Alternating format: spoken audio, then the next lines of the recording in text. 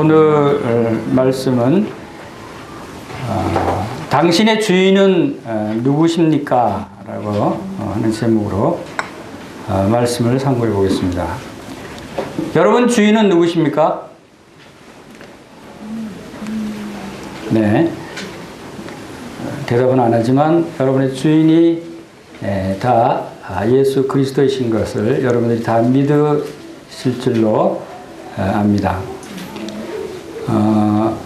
그리스도인이라고 하는 것은 어떤 사람들을 그리스도인이라고 합니까? 그리스도인. 우리 사도행전 11장 26절 가운데도 보겠습니다. 사도행전 11장 26절에 25절부터 바나바가 사울을 찾으러 다소에 가서 만남에 안디옥에 데리고 와서 둘이 교회에 1년간 모여 큰 무리를 가르쳤고 제자들이 안디옥에서 비로소 그리스도인이라 일컬음을 받게 되었더라. 안디옥에서 비로소 그리스도인이라 일컬음을 받는 제자들의 모습을 우리가 여기서 봅니다. 그리스도인이라고 하는 뜻은 무슨 뜻인가 하면 그리스도의 사람들이다 라고 하는 뜻이죠. 그 말은 곧 그리스도가 주인으로 모시는 사람들이다 라고 하는 뜻입니다. 그 사람의 주인이 그리스도라고 하는 뜻을 나타내고 있는 것이죠. 그런데 제자들이 그 이전에는 그리스도인이라 일컬음을 얻지 못했는데 안디옥에 와서 비로소 그리스도인이라 일컬음을 얻었다는 건 무슨 뜻입니까? 그리스도인이라고 하는 것은 사람들이 불러주는 거예요. 사람들이 저 사람을 보고 저 사람은 그리스도인이다. 그리스도가 주인이고 주인인 그리스도를 섬기며 사는 사람들이다 라고 다른 사람들이 일컬어주는 말이에요. 우리가 이야기하는 것이 아니에요. 내가 그리스도인입니다 라고 하는 것이 아니라 다른 사람이 우리를 보고 일컬어주는 말이었어요. 제자들이 바로 다른 사람들이 볼 때 저 사람들은 참 그리스도의 사람들이구나, 그리스도를 주인으로 섬기는 사람들이구나 하고 알 수 있는 그런 삶을 살았다고 하는 것을 보게 됩니다. 여러분들도 다른 사람들로부터 여러분이 저 사람은 그리스도인이야 라고 하는 일컬음을 받을 수 있어야 하는 것입니다. 내가 그리스도인이라고 이야기하려면 더 담대하게 거기에 대해서 자신 있게 내가 그리스도를 주인으로 섬기는 그런 사람인 것을 확신하고 자신한다면 난 그리스도인입니다 라고 얘기하실 수 있어요. 그리고 그것보다도 더 중요한 것은 다른 사람이 우리를 그리스도인이라고 일컬어주는 사람이 참 그리스도인이에요. 내가 말로만 그러는 것이 아니라 그것은 무엇을 의미하느냐? 그 사람의 삶 속에서 그리스도가 나타나는 것이고 그리스도를 주인으로 모시는 그러한 사람들이다 라고 하는 것을 나타내 주고 있습니다. 우리는 모든 일들을 생각할 때 우리 자신의 관점에서 보느냐 하나님의 관점에서 보느냐 하는 것이 상당히 중요합니다. 모든 생각과 모든 일들과 심지어는 성경 말씀을 상고할 때도 하나님의 관점에서 성경 말씀을 상고하느냐 아니면 나의 관점에서 보느냐에 따라서 달라지는 것이에요. 우리 인생도 마찬가지예요. 여러분 성경 말씀을 왜 상고합니까? 성경 말씀을 왜 공부하죠? 성경을 왜 많이 알아야 되죠? 어떤 형제는 성경을 왜 공부하냐고 했더니 죄사함을 얻기 위해서, 구원을 받기 위해서, 내가 더 영적으로 성장하기 위해서 성경을 연구하고 봅니다. 틀린 말이 아니죠. 맞는 말이죠. 그러나 그것은 사람의 관점에서 보는 대답이었어요. 우리의 관점에서 보면 내가 죄사함을 얻고 구원을 받기 위해서 또 내가 영적으로 성장하기 위해서 성경을 보죠. 하나님의 관점에서는 어떤 대답이 나올 수 있겠습니까? 하나님의 관점에서 성경을 우리가 본다면 그것은 하나님께서 이 성경을 통해서 너희가 영생을 얻기 위해 성경을 상고하거니와 이 성경이 내게 대해 증거하는 것이다. 그랬어요. 이 성경은 바로 예수 그리스도를 나타내는 것이에요. 하나님의 관점에서 우리가 성경을 본다면 이 성경을 통해서 예수 그리스도를 더 알기를 원하고 예수 그리스도를 통해서 하나님의 영광이 나타나기를, 하나님께서 우리를 창조하신 목적도 바로 우리를 통해서 하나님의 형상이 나타나게, 그래서 하나님께서 영광을 받으시기 위해서 우리를 창조하셨듯이 우리가 또 이 성경을 볼 때 바로 이 성경을 통해서 하나님과 예수 그리스도를 더 알고 더 알므로 말미암아 하나님께 우리가 영광을 돌리는 삶을 살 수 있게 하기 위해서 성경을 본다고 하는 하나님의 관점에서 우리가 바라봐야 되는 것이에요. 우리 인생에 대해서 바라볼 때도 우리 인생을 여러분 어떤 관점에서 봅니까? 인생이 무엇입니까? 라고 한마디로 표현한다면 뭐라고 대답하시겠어요? 인생이 뭐예요, 여러분? 어떤 사람은 인생이 뭡니까? 인생은 파티야 라고 하는 사람이 있어요. 또 어떤 사람은 인생은 전쟁이야. 어떤 사람은 인생은 회전목마 같아. 인생은 여행이야. 인생은 고생이야. 인생은 슬픔이야. 이런 사람도 있죠. 또 어떤 사람은 인생은 즐거운 것이야. 얘기하는 사람도 있어요. 각자가 인생을 보는 관점이 다르죠. 어떤 관점에서 인생을 보냐에 따라서 그 사람의 가치관과 생활 방식이 달라지는 거예요. 인생은 파티라고 생각하는 사람은 늘 파티하고 놀고 흥청망청 노는데 관심 있는 사람이겠죠. 인생은 전쟁이라고 하는 사람은 인생은 투쟁이고 싸움이야. 승리해야 돼. 항상 승리해야 된다는 강박관념에 살겠죠. 또 인생은 여행이야 하면 어떻게 또 오늘 이번 주에는 어디로 여행 갈까? 여행 가는 걸 생각하겠죠. 인생은 고난이야 하는 사람은 그냥 모든 일이 다 고난이에요. 모든 일이 다 힘들게 느껴져요. 어떤 관점에서 내 인생을 바라보느냐에 따라서 여러분의 삶이 달라질 수 있어요. 여러분은 하나님의 관점에서 여러분의 인생을 바라볼 수 있게 되길 바랍니다. 하나님이 보시는 여러분의 인생은 뭡니까? 내가 바라보는 내 인생이 아니라 하나님이 보시는 여러분의 인생. 그것은 바로 하나님은 우리의 주인이 되신다는 거예요. 주인의 관점에서 우리가 생각해야 되는 것이에요. 내가 일상생활 할 때도 내가 예를 들어서 돈을 벌 때도 내가 하나님의 관점에서 생각하면서 사업을 해서 돈을 번다고 하면 그 돈을 통해서 내가 하나님께서 어떤 일에 사용되기를 원하시는지 그것을 먼저 생각할 거예요. 또 공부할 때도 내가 어떤 관점에서 공부하느냐에 따라서 그 사람 개인의 출세를 위해서 공부하는 사람이 있는가 하면 이것을 통해서 하나님의 쓰임받는 일을 하기 위해서 내가 공부하는 것이다. 이렇게 우리의 인생이 달라질 수 있다 하는 것을 보게 됩니다. 우리 읽은 본문 말씀에 누가복음 18장에서 여기 어떤 관리가 예수님 앞에 나왔어요. 자, 여기서 이 관리가 여기서는 관리라고 되어 있지만 이 말씀은 마태복음, 마가복음, 누가복음의 세 군데 다 기록이 되어 있는 그 의미는 상당히 중요한 의미를 담고 있다고 우리가 볼 수 있죠. 다 기록이 되어 있는 말씀인데 세 군데를 다 종합해 보면 이 사람이 어떤 사람인가는 설명이 없어요. 근데 세 군데 말씀을 다 종합해 보면 세 가지를 우리가 알 수 있는 것이 이 사람에 대해서 이 사람은 부자였다는 것과 또 한 가지는 이 사람이 청년이었다는 거예요. 그리고 이 사람은 또 한 가지는 관리였다는 거예요. 그래서 부자, 청년, 관리라고 우리가 이 사람에 대해서 알 수 있어요. 부자, 청년, 관리라고 하는 것은 재물이 많고 젊고 또 관리는 아마 오늘날 말하면 이 고위직 공무원일 수도 있어요.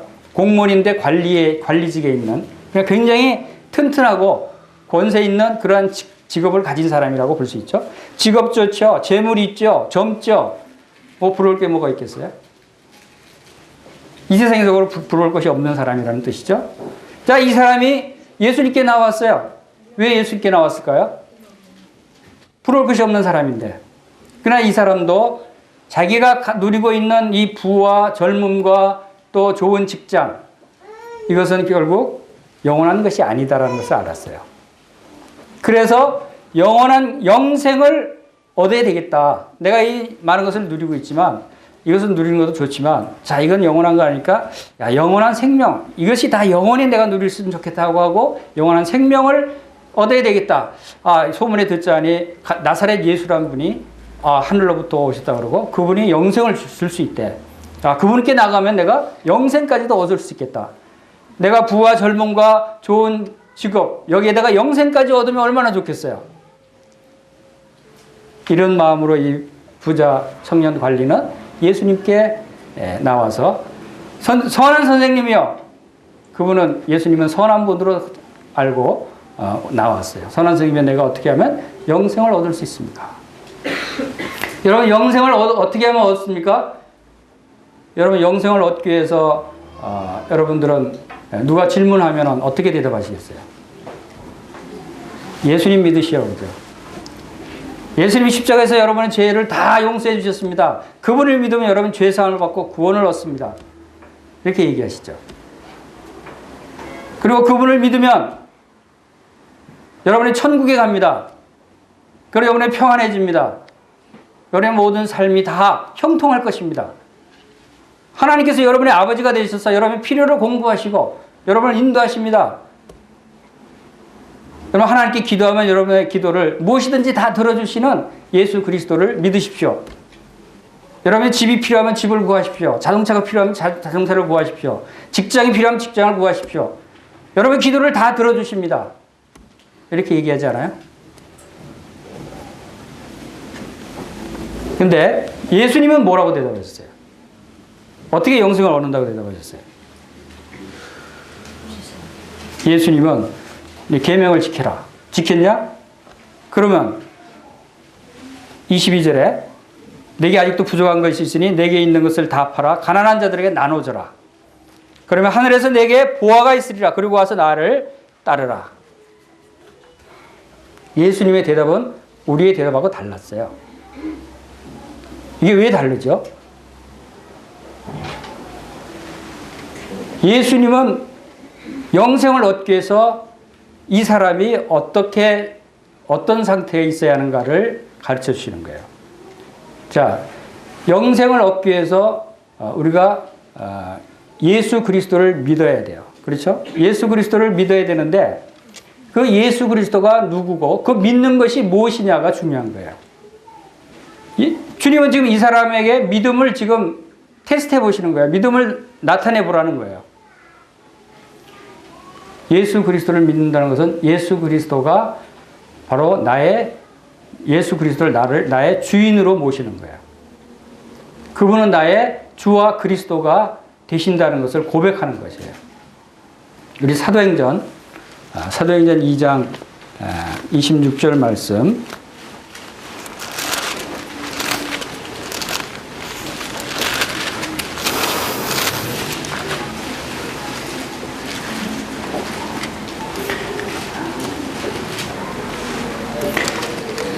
사도행전 2장 36절입니다. 36절 말씀에 보면은 그런즉 이스라엘 온 집은 확실히 알지니 너희가 십자가에 못 박은 이 예수를 하나님이 주와 그리스도가 되게 하셨느니라.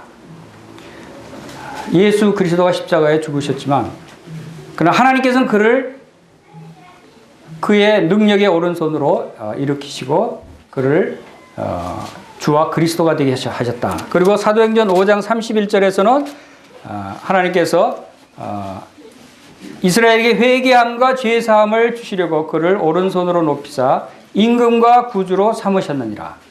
임금과 구주로 삼으셨다라고 하는 것을 말씀하십니다. 이것은 바로 예수 그리스도가 우리에게 어떤 분이신가, 누구여야 되는가를 말씀해 주고 있습니다. 예수 그리스도를 믿는다고 하는 것은 바로 그분이 나의 주인으로 믿는 것이에요. 주인으로 인정하는 것이에요. 주인으로 내가 순종하는 것이에요. 그것이 믿음이에요. 근데 이 부자 청년 관원은 예수 그리스도께 나왔어요. 영생을 얻기 위해서는 예수 그리스도를 믿어야 하는데, 자, 이 사람이 예수 그리스도를 믿는가를 주님이 지금 질문해 보시는 거예요. 이 사람이 지금 예수님을 믿는 상태인가 아닌가 우리가 잘 알 수 있죠. 왜냐하면 예수님이 말씀하셨는데 순종하지 않고 거부합니다. 내 재산을 다 팔아 가난한 자에게 나눠주고 나를 쫓으라 그랬더니 순종하고 쫓아갔어요. 여기에 마가복음 10장에서는 슬픈 기색을 띠고 근심하여 하며 가니라 이렇게까지 표현이 되어 있어요. 내 재산을 다 팔아서 가난한 자에게 나눠주고 나를 쫓으라 그러니까 근심하며 슬픈 기색을 띠고 가버렸다는 거예요. 예수님을 떠나갔다는 거예요. 자, 이것은 영생을 얻기 위해서, 그래서 우리 때로는 어떤 사람들은 간혹 이 말씀을 가지고 영생을 얻기 위해서는 재산을 다 팔아서 바쳐야 한다. 행함이 있어야 한다. 그래야 영생을 얻는다라고 잘못 분별하는 사람들도 간혹 있습니다. 그러나 이 말씀에 주님이 말씀을 하시는 뜻은 내 주인이 누구냐는 거예요. 지금 이 부자 청년 관원의 그 마음속의 주인은 누구냐면 재물이었어요. 그는 재물보다 영생과 재물을 선택해야 할 처지에 있는데 누구를 선택했어요? 재물을 선택했어요. 그것이 이 부자 관원의 믿음 없음을 나타내 보여주는 거예요. 영생은 주인을 바꾸는 거예요. 여러분이 영생을 얻기를 원하십니까? 여러분의 주인을 바꿔야 되는 것이에요. 우리 디모데전서 6장 9절을 한번 보겠습니다.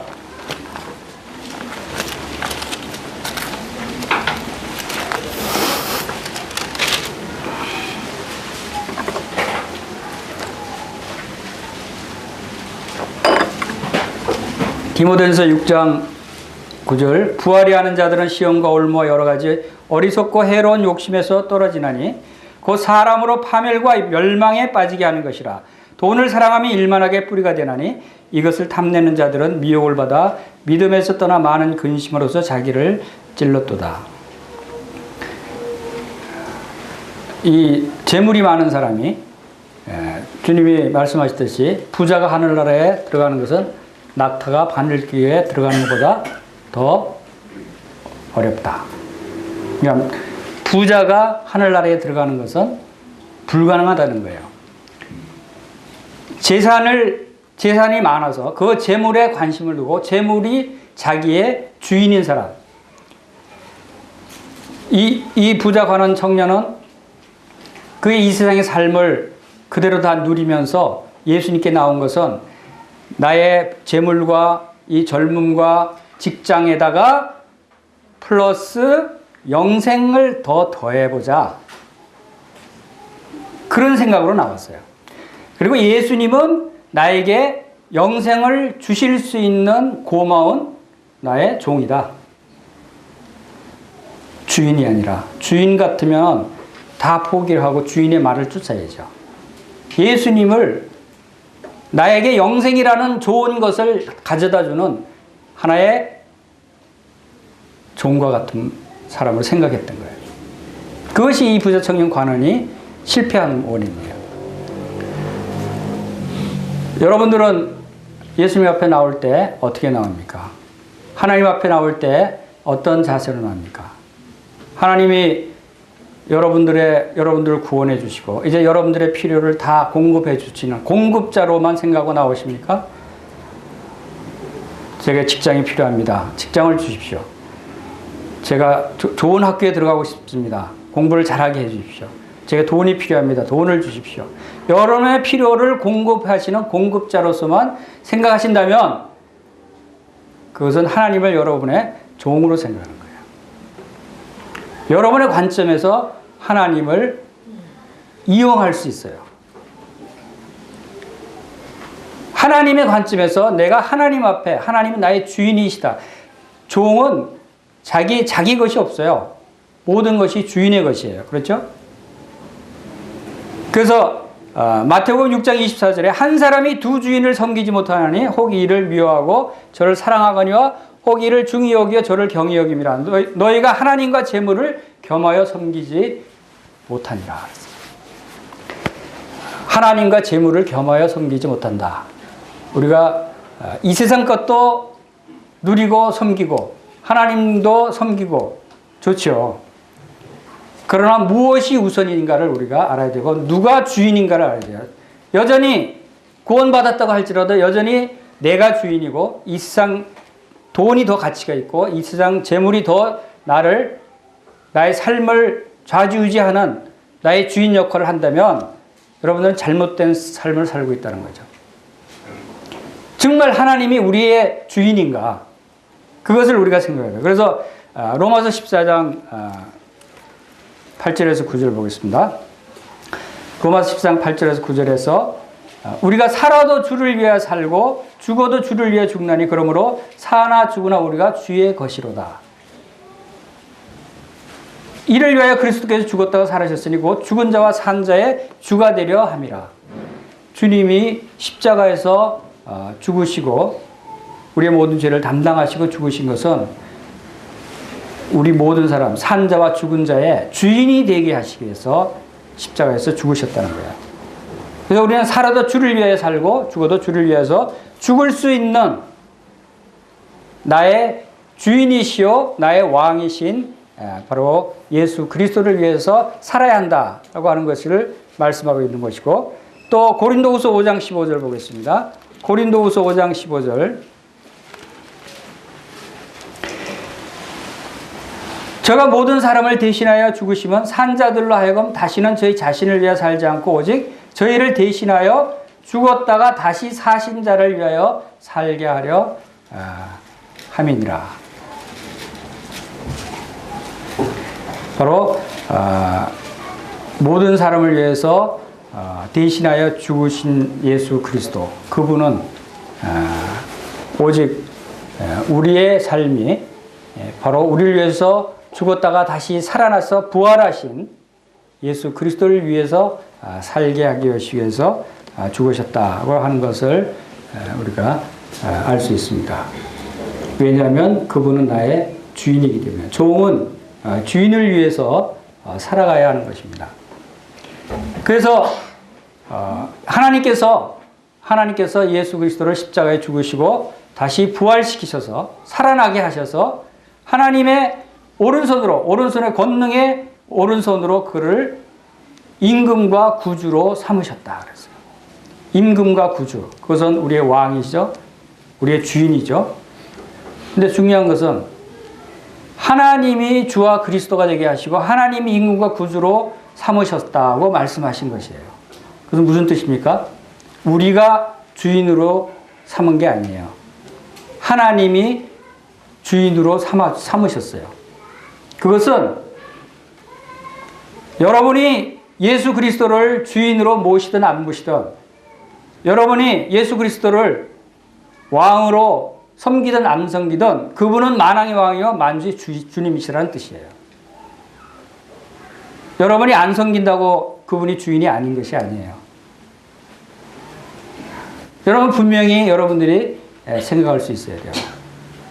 만약에 여러분들이 예수 그리스도를 주인으로 섬기지 않는다면 언젠가는 여러분들이 강압적으로 주인 앞에 복종하게 될 날이 옵니다. 지금 자발적으로 여러분들이 주인으로 섬기지 않으면 언젠가는 강압적으로 주님께서 그분을 부활시키셔서 모든 무릎이 그분의 예수 그리스도의 이름에 꿇게 하시고 모든 입으로 예수 그리스도를 주라 시인하게 하신다 그랬어요. 그래서 무슨 뜻입니까? 언제예요? 지금은 예수 그리스도를 주님으로 부르지 않고 시인하지 않고 무릎 꿇지 않은 사람들이 얼마나 많이 있어요? 그러나 언젠가는 모든 입으로 모든 무릎으로 주님으로 시인하게 하시는 날이 오는데 바로 그것이 주님이 심판주로 재림하실 때입니다. 그때는 강압적으로 모든 사람이 다 무릎을 꿇을 수밖에 없어요. 그때는 심판을 받는 거예요. 여러분, 지금 여러분들이 예수 그리스도를 주님으로 섬기시길 바랍니다. 받아들이시길 바랍니다. 여러분들이 받아들이지도 않든 그분은 지금 만왕의 왕이고 만주의 주님이시다. 이것은 마치 여러분이 만약에 그 운전하다가 교통법규를 위반해서 스티커를 발급받을 경찰이 잡아서 스티커를 이제 떼어줍니다. 근데 만약에 여러분이 지금 이 정부에 대한 불만이 있고 이 정부를 인정하지 않는다고 또 나 이 정부 투표할 때 이 정부를 안 찍었어. 난 이 정부를 인정하지 않아. 뭐 통치하는 것도 마음에 안 들고 인정하지 않으니까 나 이 벌금 안 내겠어. 라고 하면 어떻게 돼요? 그냥 안 내도 되는 거예요? 내가 이 정부를 인정하든 인정하지 않든 내가 벌금을 안 내면 강제 압류가 들어오고 그래도 안 내면 깜빵에 가는 거예요. 왜? 내가 인정하든 인정하지 않든 이 정부의 권위가 지금 있는 거예요. 이 정부의 권위가 통치하고 있는 거예요. 마찬가지로 우리가 예수 그리스도를 인정하든 인정하지 않든 주님으로 모시든 모시지 않든 여러분들은 예수 그리스도의 만주의 주가 되신 주님의 권위 아래 있는 거예요. 나중에 강압적으로 무릎을 꿇히게 될 때는 여러분들은 심판을 당하게 되는 때다라고 하는 것을 여러분들이 기억하시기 바랍니다. 이 부자 청년 관원은 예수 그리스도를 자기의 재물보다도 예수 그리스도를 더 주인으로 섬겨야 하는데 그러질 못했어요. 예수 그리스도를 주인으로 섬기느니 차라리 재물을 내가 소유하겠다. 그래서 예수 그리스도를 버리고 떠나간 거예요. 믿음은 이런 선택이에요. 영생은 선택이에요.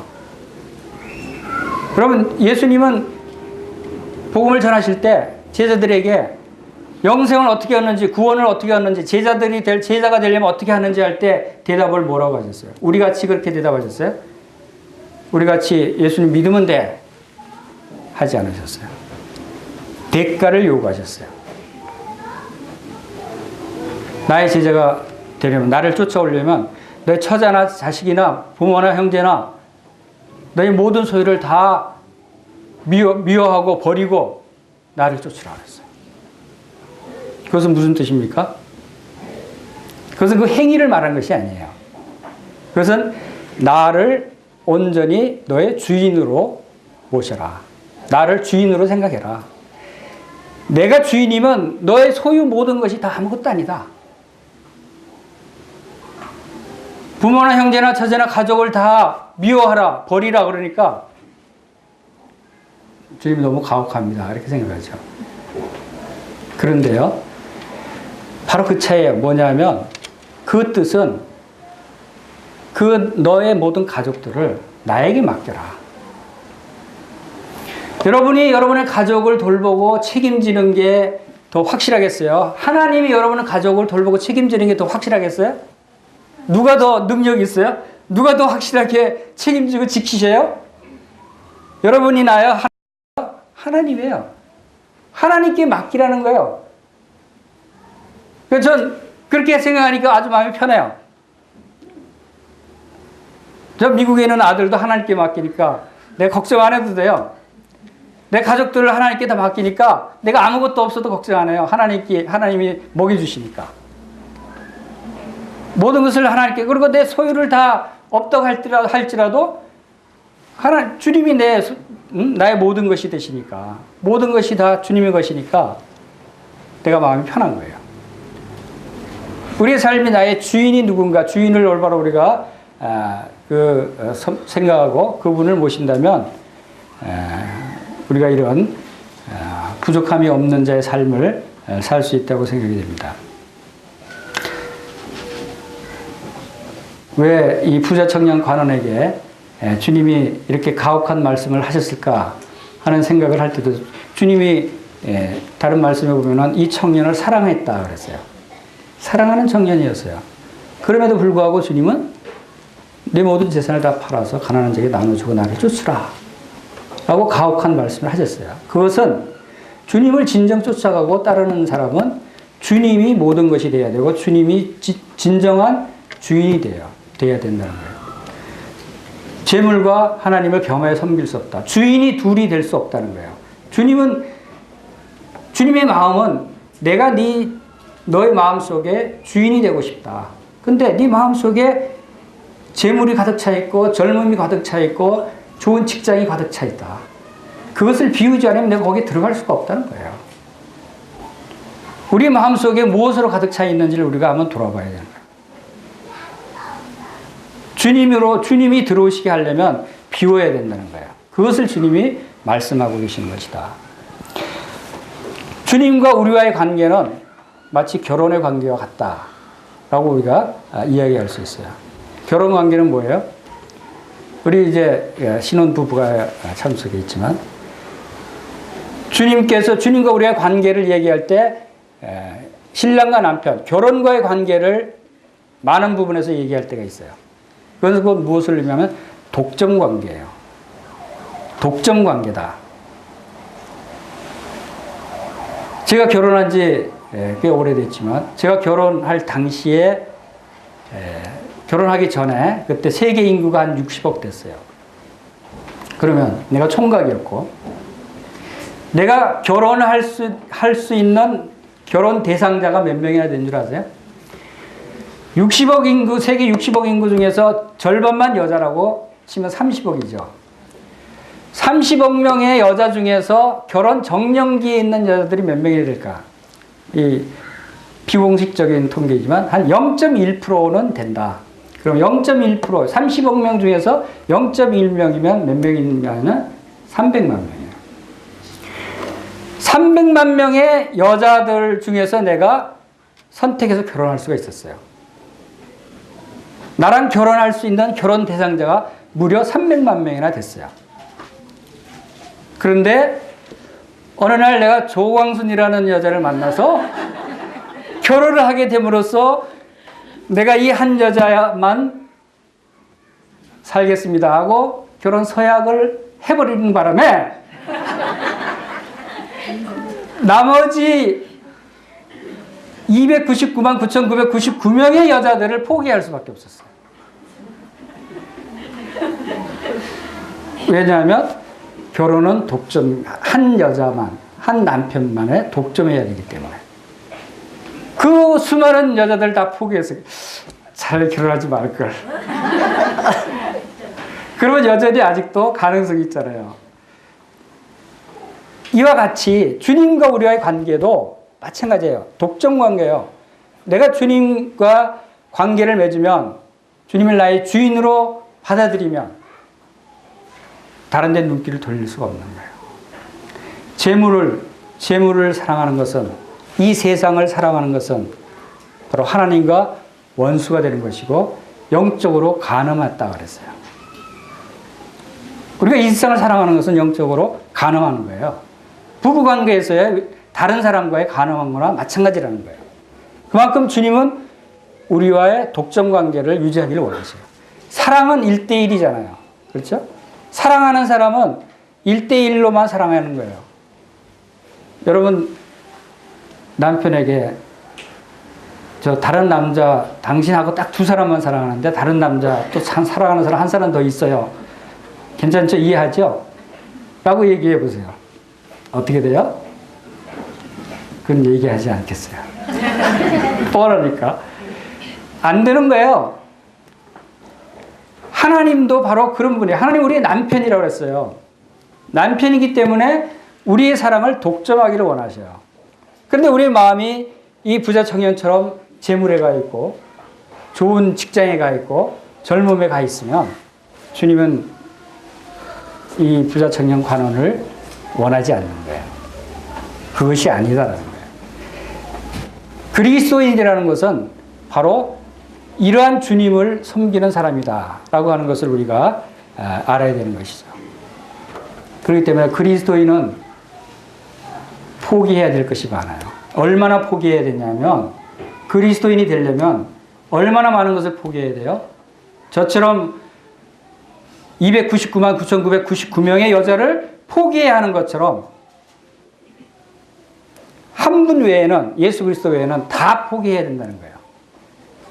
그럴 때 그분이 나의 모든 것이고 그분이 나의 주인이, 진정한 주인이 되는 것이에요. 그러나 내가 포기했을 때 나의 필요, 나의 가족, 나의 직장, 나의 모든 필요한 것들은 주님이 공급하시는 거예요. 너희는 먼저 그의 나라와 그의 일을 구하라. 그러면 이 모든 것을 너에게 도하시리라 말씀하셨잖아요. 이것이 우리 주인이 원하시는 것이다. 자, 주인 앞에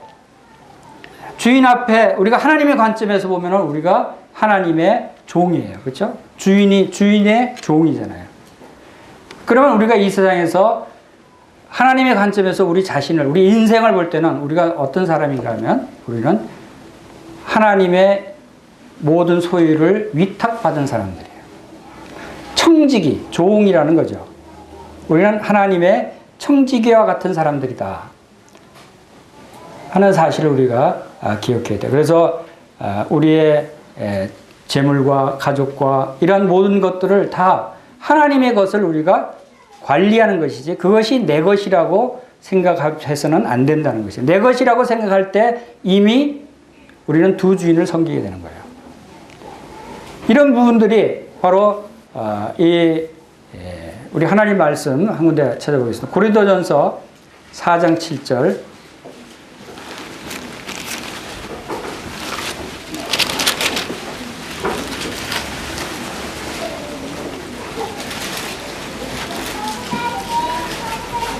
고린도전서 4장 7절. 누가 너를 남달리 구별하였느냐? 내게 있는 것 중에 받지 아니한 것이 무엇이냐? 내가 받았은즉 어찌하여 받지 아니한 것 같이 자랑하느냐?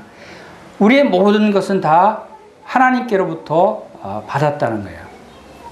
하나님께로부터 받았기 때문에 이 모든 것이 다 하나님의 것이다. 시편 24편 1절에는 땅과 거기 충만한 곳과 세계와 그 중에 거하는 자가 다 여호와의 것이니라. 그러니까 모든 것이 다 여호와 하나님의 것이고 모든 것이 다 예수 그리스도의 것이다 라고 하는 믿음을 우리가 갖고 있으면 바로 그 나에게 주어진 모든 환경과 물질과 시간 이 모든 것들이 다 주님의 것이다 라고 하는 믿음을 가지고 있으면 그것을 어떻게 사용해야 될 것인가를 생각하게 되죠. 내 관점에서 사용해야 될 것인가? 하나님의 관점에서, 주인의 관점에서 주인이 원하시는 대로 내가 사용해야 될 것인가? 어떤 관점에서 생각하느냐에 따라서 우리가 사용하는 용도가 달라지는 거예요. 나에게 돈이 있으면 그 돈을 어떻게 써야 될 것인가? 주님은 우리를 한시도 놓치지 않고 주시하고 살펴보고 계세요. 무엇을 살펴보는지 아세요? 여러분이 돈을 어떻게 쓰고 있는지 지금. 여러분들이 시간을 어떻게 보내고 있는지. 무슨 생각을 하고 있는지. 어디에 가고 있는지. 누구를 만나고 있는지. 무슨 말을 하는지 다 보셔요. 그럼 하나님이 여러분을 보실 때 돈을 하나님의 뜻에 합당하지 사용하지 않고 여러분 마음대로 쓰고 있다면 하나님이 기뻐하시겠어요? 제가 왜 저렇게 돈을 쓰지? 저렇게 쓰면 안 되는데 왜 시간을 저런 데에 낭비하고 있지? 하나님이 그렇게 생각하시는 거예요. 하나님께서 우리를 늘 살펴보고 계신다는 생각을 여러분들이 하시면 여러분들이 돈을 쓸 때나 시간을 보낼 때나 공부할 때나 일을 할 때에도 하나님이 지금 나를 지금 살펴보고 계시고 어떻게 생각하실까? 하나님의 관점을 여러분들이 생각하게 될 수 있습니다. 이것이 왜 그러냐면 하나님이 여러분에게 그 물질을 맡겼어요. 그것을 잘 사용하느냐, 잘못 사용하느냐에 따라서 하나님이 더 큰 일을 맡기실까 말까 하는 것을 결정하시는 거예요. 우리 누가복음 16장 한 군데를 보겠습니다. 누가복음 16장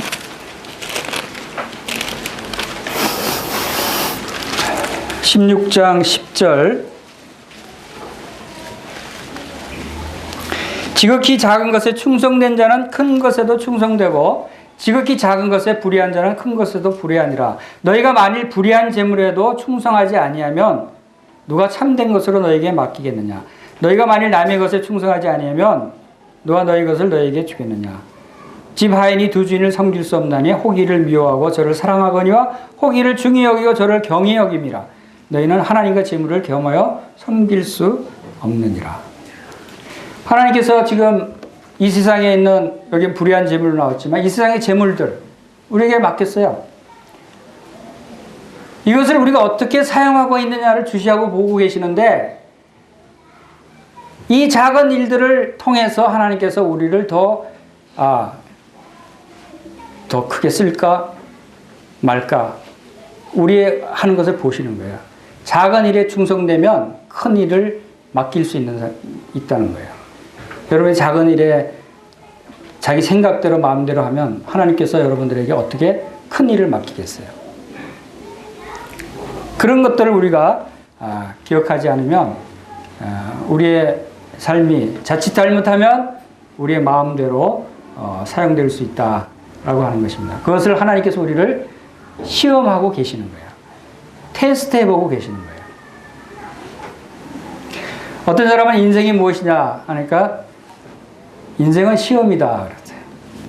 아마 학생이었겠죠. 맨날 시험만 봐야 되니까. 그러나 우리 그리스도인들도 우리 인생이 시험이다라고 얘기할 수 있어요. 하나님께서 우리를 시험하고 계시는 거예요. 이 시험에 잘 통과하면 하나님께서 우리에게 더 큰 것을 주실 수 있는, 또 야고보서 1장 12절 말씀을 보겠습니다. 야고보서 1장 12절.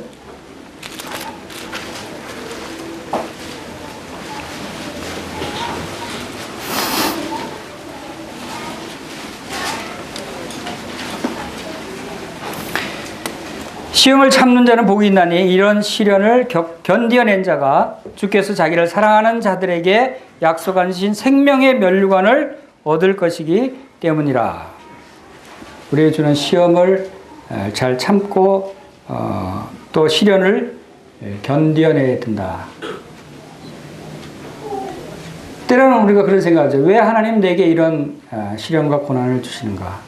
왜 내게 이렇게 사업에 실패하게 하시는가? 왜 내게 시험에 떨어지게 하시는가? 왜 내게는 이런 남편을 주시는가? 왜 내게는 이런 아내를 주시는가? 왜 내게는 이렇게 가난하고 궁핍하게 하시는가? 왜 나는 부잣집에 태어나지 않고 이 가난한 집에 태어나게 했는가? 왜 나는 이렇게 모욕과 수치를 당하게 하시는가? 이런 질문들을 우리가 할 때가 많이 있죠.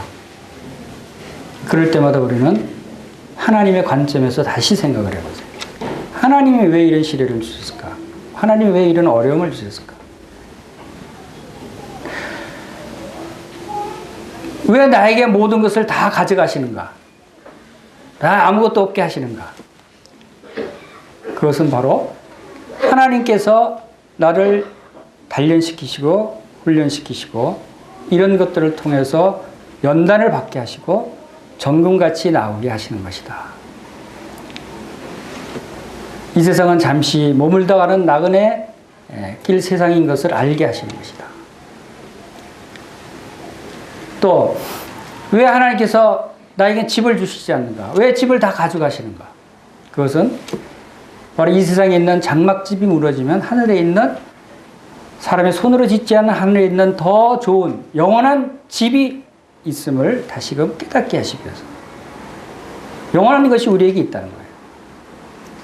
주님께서 그 영원한, 우리에게 그할 영원한 집을 준비하시기 위해서 이제 하나님 편을 가셨어요. 다시 그것이 다 완성이 되면 우리를 데리러 다시 오시겠다고 말씀을 하시는 것입니다. 이러한 시련, 우리의 당하는 이러한 고난을 우리가 잘 견디고 거기서 이겨내면 주님께서는 정문같이 나오리라. 주님이 쓰시기에, 귀하게 쓰시기에 합당한 그릇이 어떤 그릇이 있습니까? 금그릇과 은그릇이에요. 금그릇과 은그릇으로 만들기 위해서 우리에게 시련을 주시는 거예요. 이 시련을 통과하지 못하면 우리는 나무 그릇이나 질그릇으로 남을 수밖에 없는 거예요. 주인은 그릇들을 쓰시기를 원하시는데 많은 그릇이 있잖아요. 그 그릇들 중에서 여러분들은 어떤 그릇이 되기를 원하십니까? 디모데 후서 2장 20절이죠. 디모데 후서 2장 20절에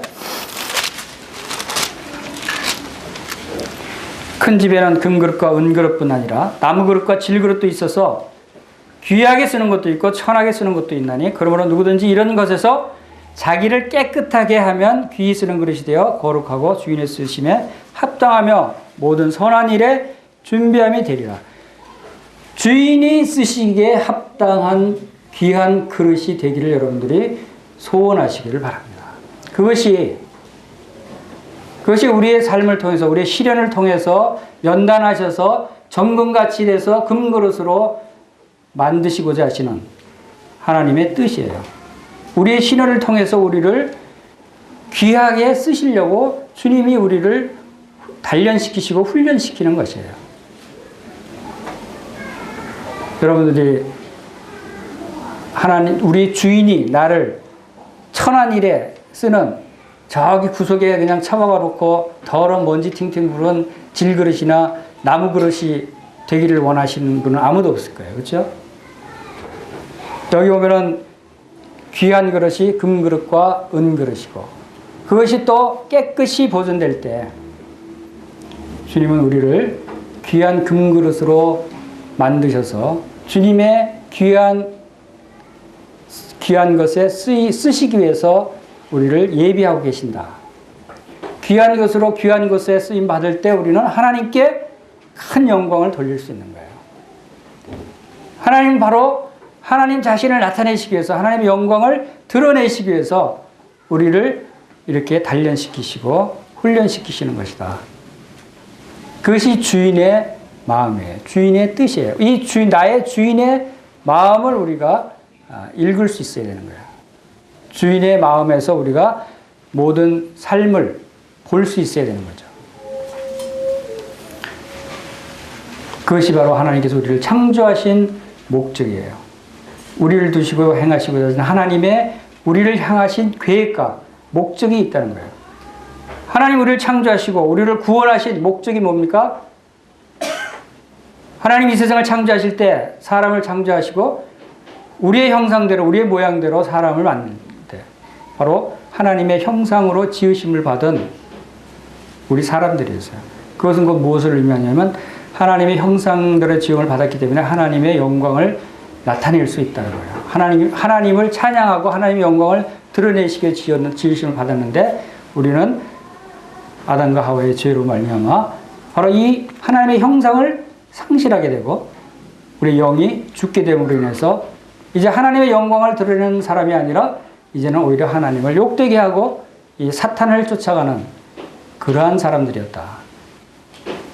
그러나 예수 그리스도께서 다시 오신 것은 바로 이러한 우리들을 구원하시고 이제 다시 하나님의 형상으로 회복시키셔서 하나님의 성품이 나타나고 그것을 통해서 하나님의 영광을 드러내고 하나님께서 영광을 받으시기 위해서 예수 그리스도께서 이 세상에 오셨고 이 예수 그리스도를 나타내시고 이 일을 알리시기 위해서 이 많은 성경들을 우리에게 주신 거예요. 그것은 바로 우리의 주인 되신 예수 그리스도를 우리가 한 분 주인으로, 주인은 한 사람밖에 없는 거예요. 한 분밖에 없는 거예요. 주인은. 그것이 이 부자 청년 관원이 실패한 원인이었어요. 이 세상 것들과 예수 그리스도의 주되심을 선택해야 되는 시점에서 이 부자 관원 청년은 실패한 거예요. 그러나 제자들은 삭개오는 바로 그것을 주인으로 모셨기 때문에 삭개오도 부자였어요. 부자인데 그는 구원받았어요. 왜? 주인으로 모셨기 때문에. 주인의 뜻을 알았기 때문에. 주인의 뜻이 재물에 마음을 두는 것이 주인의 뜻이 아니기 때문에 주님을 영접하자마자 재물을 다 반을 나눠주고 토색한 것을 갚겠습니다. 다 정리한 거예요. 다 버린 거예요. 제자들도 주님을 쫓기 전에 가족들을 모든 소유들을 다 버리고 주를 쫓았나이다 라고 고백할 수 있었던 거예요. 우리 군대 가는 청년들이 왜 집에서 군복무를 안 하고 군대 들어가야 되죠? 군인은 왜 입대를 해야 되죠? 군인은 자기를 부른 자에게 충성하기 때문에 모든 것을 다 잊어버리고 군에 들어가야 충성스럽게 군인의 역할을 할 수 있는 거예요. 그래서 가족도 버리고 모든 소유도 다 버려두고 군에 입대를 하는 거예요. 그리스도의 군사된 우리도 마찬가지예요. 오직 부르신 그분의 뜻을 쫓아가는 거예요. 그것이 주님이 우리에게 그리스도의 제자들을 삼으시고 제자들이 그리스도인이라 칭함을 얻게 한 그 원인이 바로 그리스도가 우리의 진정한 한 분밖에 안 계시는 나의 모든 것 되시는 주와 그리스도이시다라고 하는 것을 우리에게 말씀해 주고 있는 것입니다. 다 같이 기도하겠습니다.